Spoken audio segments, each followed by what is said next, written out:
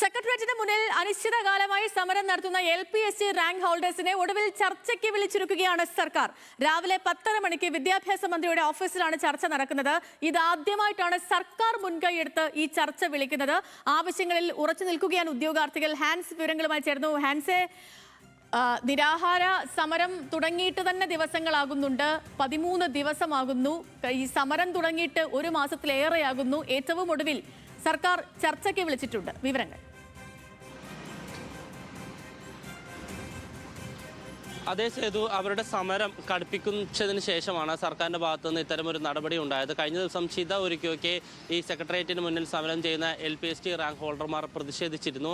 സേതു പറഞ്ഞതുപോലെ തന്നെ നിരാഹാര സമരം, ഉദ്യോഗാർത്ഥിയായിട്ടുള്ള വളർമതിയുടെ നിരാഹാര സമരം 13ാം ദിവസത്തിലേക്ക് ഇന്ന് കടന്നു. ഒപ്പം തന്നെ ഈ അനിശ്ചിതകാല സമരം 37ാം ദിവസത്തിലേക്ക് കടക്കുമ്പോഴാണ് സർക്കാർ ആദ്യമായിട്ട് ഈ LPSC റാങ്ക് ഹോൾഡർമാരെ ചർച്ചയ്ക്ക് വിളിക്കുന്നത്. ഇന്ന് രാവിലെ 10:30 വിദ്യാഭ്യാസ മന്ത്രിയുടെ ചേംബറിലാണ് യോഗം നടക്കുന്നത്. ഈ ഉദ്യോഗാർത്ഥികൾ ഈ യോഗവുമായി ബന്ധപ്പെട്ട് പറയുന്നത് തങ്ങളുടെ ആവശ്യം പരിഗണിച്ചുകൊണ്ടല്ല ഈ യോഗം വിളിച്ചിരിക്കുന്നത് എന്നാണ്.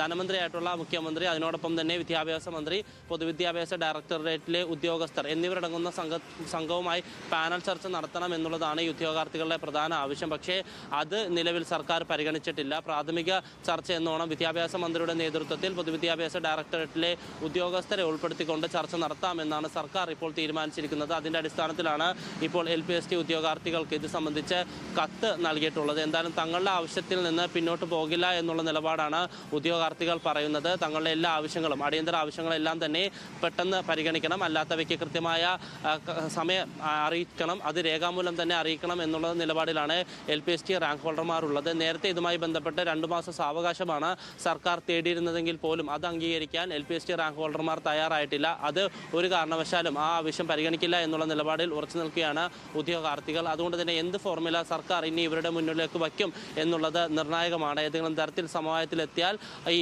LPSC റാങ്ക് ഹോൾഡർമാർ സമരം അവസാനിപ്പിക്കാനുള്ള സാധ്യതയും തള്ളിക്കളയാനാവില്ല. എന്തായാലും 10:30 യോഗം നടക്കും. നേരത്തെ 6 തവണ വിദ്യാഭ്യാസ മന്ത്രിയുമായി ഈ LPSC റാങ്ക് ഹോൾഡർമാർ ചർച്ച നടത്തിയെങ്കിലും അല്ലെങ്കിൽ കൂടിക്കാഴ്ച നടത്തിയെങ്കിലും ഏതെങ്കിലും തരത്തിലുള്ള തീരുമാനം ആയിരുന്നില്ല. സേതു. ഓക്കെ ഹാൻസെ.